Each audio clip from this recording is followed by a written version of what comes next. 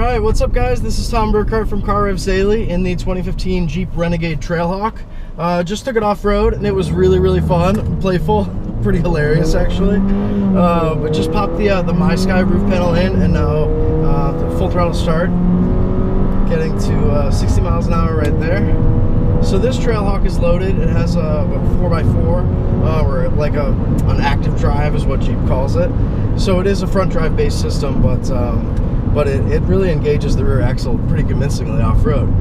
But had to check the tech specs just now to find out which engine this particular Renegade was running, because the cheaper trims from like $18,000 for the Latitude and Sport come with a 1.4 liter multi-air turbo, whereas this Trailhawk comes with the larger 2.4 liter multi-air 2, which makes 180, hold on, I'm gonna get it wrong, I think 180 horsepower and something like 174 foot-pounds of torque, somewhere in that neighborhood. But it really, and through a 9-speed automatic, to obviously an all-wheel drive chassis. So, but it really, I mean, you really have to cane this Jeep pretty hard to get it going. And I'm not sure if that's like just the square shape or a combination of this 4-cylinder with the 9-speed automatic.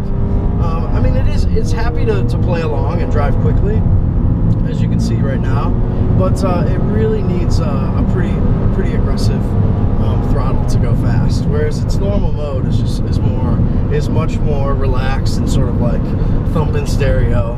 We've got a 7-inch U-Connect in here with some kind of upgraded speakers. It sounds amazing. It's banging, and inside the Renegade, it's sort of like find the Jeep motif. The classic sort of Jeep grille and headlights insignia is everywhere. I'm looking at it on the door speakers right here. It's also on like the little vent next to for the rear view mirror housing. It's all over. It's in like the little rubber mats of this piece.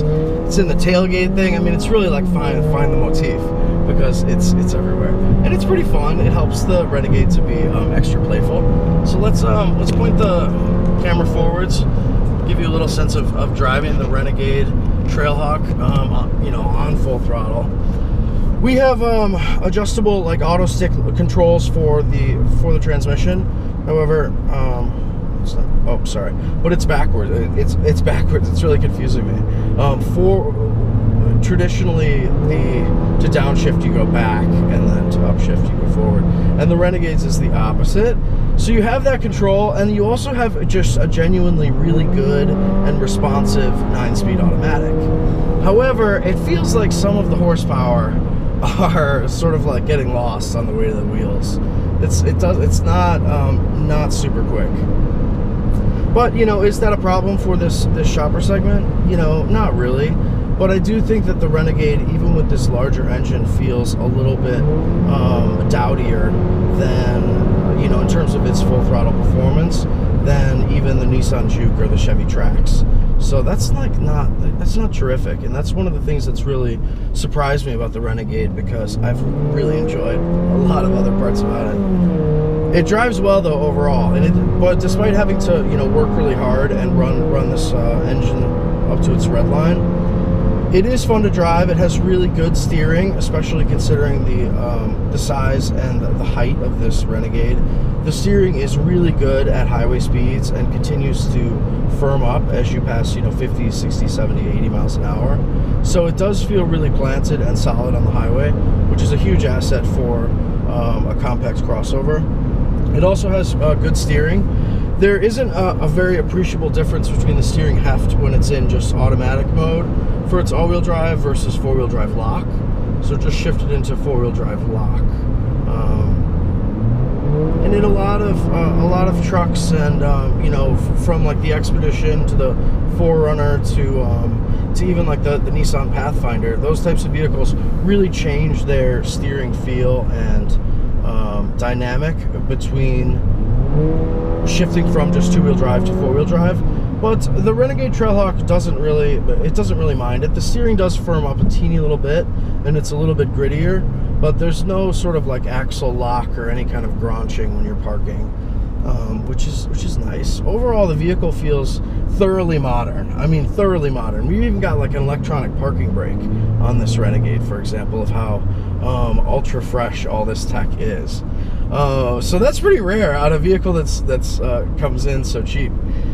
Overall, the price for this Renegade Trailhawk is about 10 grand up on that base price, though. We're looking at $28,000 for this vehicle, and that's about as loaded as it gets, including the MySky sunroof pieces, which are awesome. You should definitely get, and the Thumpin' Uconnect nav system is also really good.